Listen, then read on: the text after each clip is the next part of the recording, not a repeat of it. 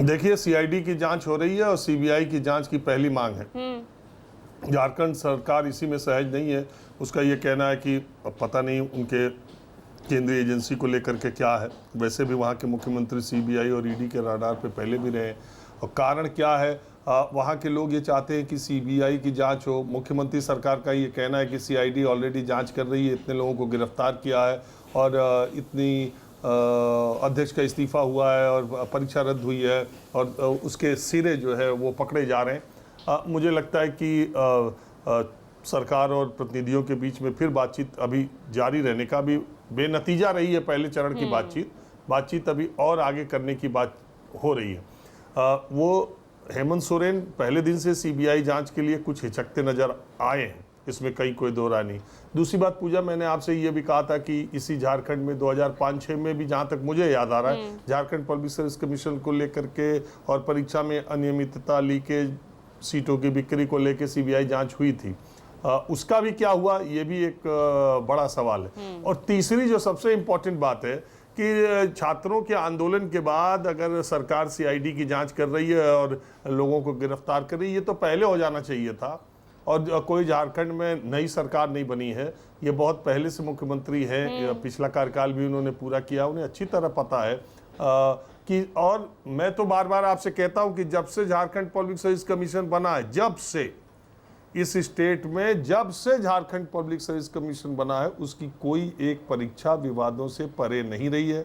किसी भी एक परीक्षा पर पेपर लीकेज, चीटिंग, देखिए एक चीज होती है चीटिंग, वो लोकल लेवल पर एग्जाम्स में कर दिया जाता है, कहीं एग्जामिनेशन सेंटर पर कुछ लोगों को करा दिया जाता है।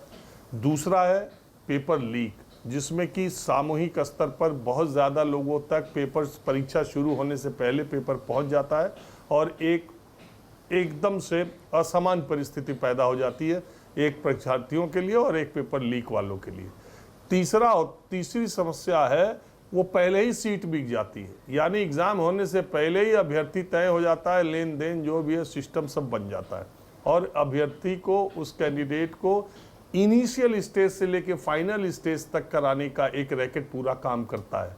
तो आप इस बात को समझिए, बाकी जगहों पर कहीं लीकेज का, ये तो पूरा सीट ही बिक जाती है झारखंड में, ऐसा आरोप लगा है। और इस बार जो मैं बार बार आपसे कह रहा हूं, जो कि अभी भी झारखंड के विद्यार्थियों के इस पूरे आंदोलन को देखने वाले लोग सतही तौर पर ये समझ रहे हैं कि वहां भी कुछ पेपर लीक है, वहां भी कुछ बच्चों को, ऐसा नहीं है।